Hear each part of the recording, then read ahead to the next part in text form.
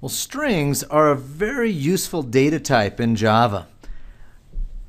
When declaring a string, what I want you to notice first off is that the string data type starts with a capital letter. Contrast that to what you saw in the last several pages with the primitive data types. We're talking about byte, short, int, long, float, double, all those guys, they all started with a lowercase letter. String starts with a capital S. Well, one of the reasons why this is the case, well, the main reason this is the case, is that string is a class. It's something that comes from the Java libraries, whereas those 8 Java primitive types we saw before, they come from the Java language. But string is special. It's special in that they have made it work with a literal value. If you use double quotes and you surround 0 to many characters, you can declare a string value that you can store into a variable. So here we have string name equals James and string last name equals Gosling. By the way, James Gosling, he's considered the father of Java. He was one of the main guys that got Java started way back in 1995 or so when it first came on the scene. So here we have 2 variables declared, one called name, another called last name, and each are initialized to values. Normally, if we want to compare to see if 2 things are equal to each other, we use double equal signs. So for example, if we had 2 primitive values, so char letter equals A, and we'll do another char letter, I'll do letter 1 and letter 2. We'll say letter 2 equals B. And maybe we can print out is letter 1 equal to letter 2. So double equal signs are how we do comparisons in Java.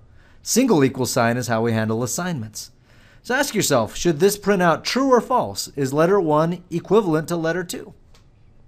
Let's run it and see. False. They are not the same. They have 2 different values inside of them. What if I change them and say letter 1 equals capital A and letter 2 equals capital A, and we run it through? Well, now it says true. Yes, they are the same. They have the same value associated with them. Well, when working with strings, we are not supposed to use the double equal sign to do comparisons. Instead, we're supposed to use something called an equals method. So let me kind of show it to you both ways. So we'll switch this to a string as the data type instead of a character. And we'll say letter 1 equals A and letter 2 equals B.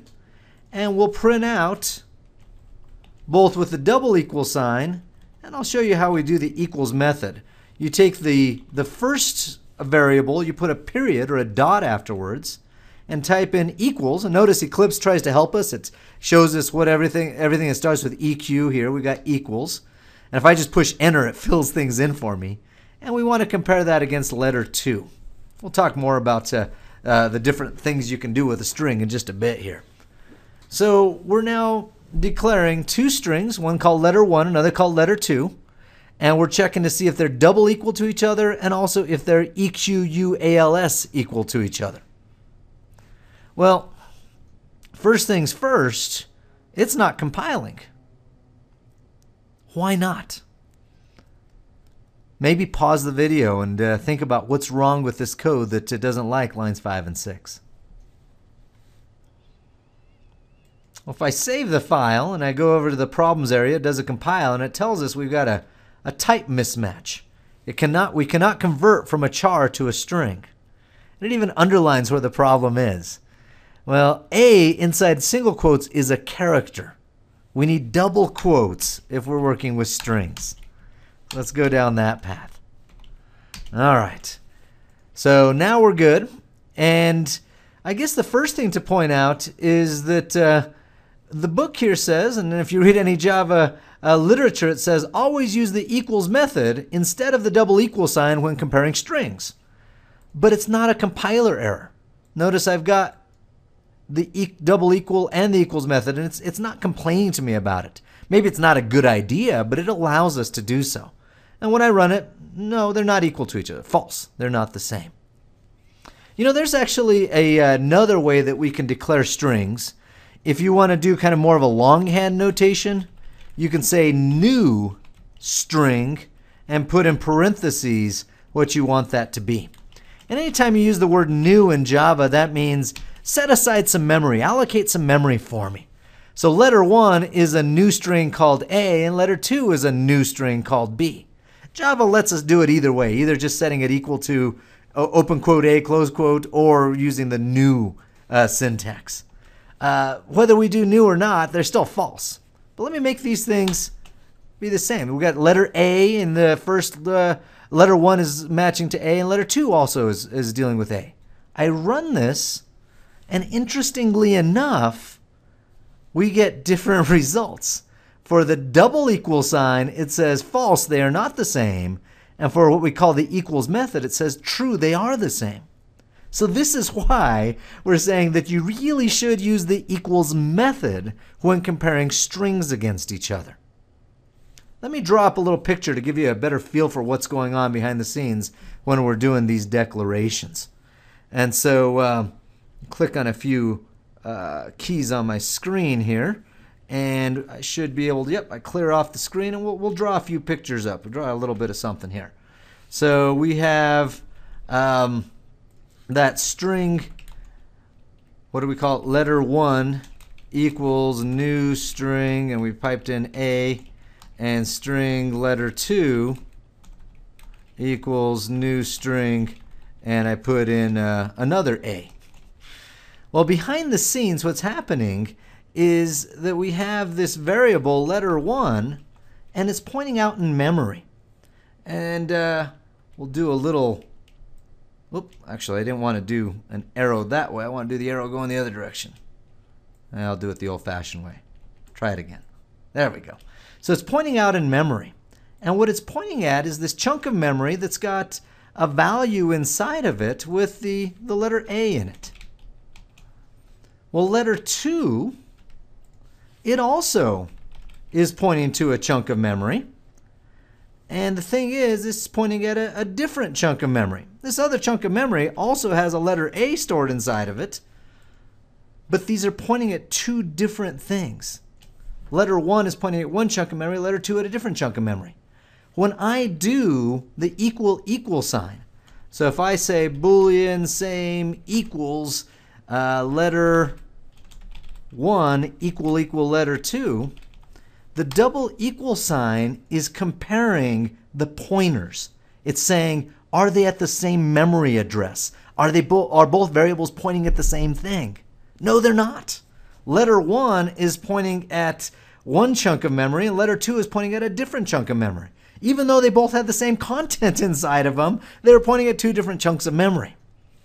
Whereas if we did instead, if I cross that out maybe and instead type in letter 1 dot equals letter 2, do that, the equals method, it compares the internals of the objects. It looks inside. So what is letter 1 pointing at? Well, it's pointing at an A. What is letter 2 pointing at? A. And so it compares the internals of them and tells you, are they equivalent to each other? So double equal sign is always comparing pointers. The equals method is comparing the innards, if you will, the internals of this content. Well, that's fine, but there's some interesting corner cases of this that I should point out to you. Let's say I typed in some new code over here. I'll switch colors, and we'll say string letter 3 equals, we'll say B, and I'll also do that with letter 4. Well, Java has an optimization in that if it sees, oh, I apologize, I just jumped out of that screen. Let me bounce back to it. 1 second here. Type that in one more time. Maybe it's better to have a clear screen anyway. So we had a string letter 2 equals B, or no, we said letter 3. I guess it doesn't matter since I cleared the other ones out. And string letter 4 equals B. All right. Java has an optimization where if you had the same value, same literal value that two variables were both referring to, Java, well, it tries to save you some space in memory. It creates one object with a value b in it, and it points both of these guys at the same thing. So since 3 and 4, letter 3 and letter 4, both were referring to the same, and the key is literal value, letter B inside quotes, the optimization is just have them both point at the same thing. If I had said new string here, new string B, then it would be two different objects. New says always create new memory. But if it sees a literal value, it tries to recycle, if you will. It tries to reuse memory. And so it's a little smarter about things. So sometimes if you're just doing some quick tests, and I'll go back to my code here. If we just do some quick tests and say, equals A and equals A on these two, and just throw inside quotes, you might not see those same results that I saw before. It says true and true. Well, that's because the optimization is that since these are both literal values, they're both going to be pointing at the same thing in memory. And so sometimes you can get away with using that double equal sign. But I wouldn't even chance it, right? Let's not even have the opportunity where you'll be surprised by this.